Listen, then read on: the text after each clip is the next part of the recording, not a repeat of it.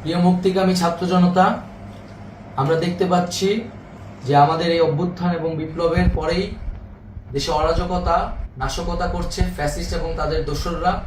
আমরা দেখতে পাচ্ছি যে বিভিন্ন জায়গায় এখন গোলাগুলি চলছে, মন্দিরে হামলা হচ্ছে এবং নাশকতা ও লুটপাট করছে। আমরা মনে করি আমাদের যে ছাত্র নাগরিকদের অভ্যুত্থান তাকে নস্যাৎ করার জন্যই পরিকল্পিতভাবে এই ধরনের ঘটনা ঘটানো হচ্ছে। আমরা মুক্তিকামী ছাত্র জনতাকে সজাগ এবং সতর্ক থাকতে আহ্বান জানাচ্ছি এবং আমাদের যে অন্তর্বর্তীকালীন সরকার, আমরা সেই সরকারের যে প্রস্তাবনা 24 ঘন্টার সময় নিয়েছিলাম, জরুরি পরিস্থিতি মোতাবেক আমরা এখনই তার একটি রূপরেখা ঘোষণা করছি।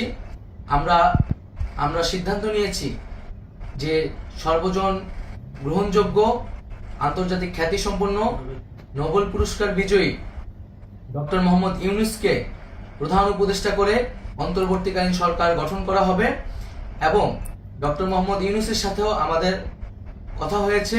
তিনি ছাত্র জনতার আহ্বানে বাংলাদেশকে রক্ষা করতে এই গুরুদায়িত্ব নিতে সম্মত হয়েছে। আমরা সকালের মধ্যেই আমরা এই সরকার গঠনের প্রক্রিয়া দেখতে চাই। রাষ্ট্রপতির কাছে আহ্বান থাকবে যে দ্রুত সময়ের মধ্যে ডক্টর মোহাম্মদ ইউনূসকে প্রধান উপদেষ্টা করে অন্তর্বর্তীকালীন সরকার গঠন করা হোক এবং এই অন্তর্বর্তীকালীন সরকারের বাকি সদস্যদের নামও আমরা সকালের মধ্যে ঘোষণা করব। প্রিয় বন্ধুগণ, দেশে যে অরাজকতা চলছে, মানুষের জীবনের নিরাপত্তাহীনতা চলছে, সেজন্য আমরা রাষ্ট্রপতির কাছে আহ্বান জানাচ্ছি দেশে আইন শৃঙ্খলা পরিবেশ ফিরিয়ে আনার জন্য দ্রুত সময়ের মধ্যে কার্যকর ব্যবস্থা নিতে হবে এবং আইন শৃঙ্খলা বাহিনীকে সহযোগিতা করার জন্য মুক্তিকামী ছাত্র জনতাও রাজপথে থাকবে এবং অন্তর্বর্তীকালীন সরকার গঠন না হওয়া পর্যন্ত মুক্তিকামী ছাত্র জনতাকে রাজপথে থেকে তাদের যে অভ্যুত্থান, সেই অভ্যুত্থানকে রক্ষা করতে হবে। প্রিয় বন্ধুগণ, আমরা রক্ত দিয়েছি, শহীদ হয়েছি।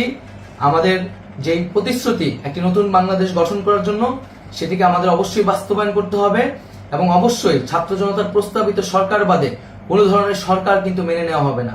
আমরা বলেছি কোনো ধরনের সেনা শাসিত সরকার অথবা সেনা সমর্থিত সরকার অথবা এই ফ্যাসিস্টদের দোসরদের কোনো বি টিম সরকার কিন্তু আমরা মেনে নেব না। কোনো গণবিরোধী সরকারকে মেনে নেওয়া হবে না।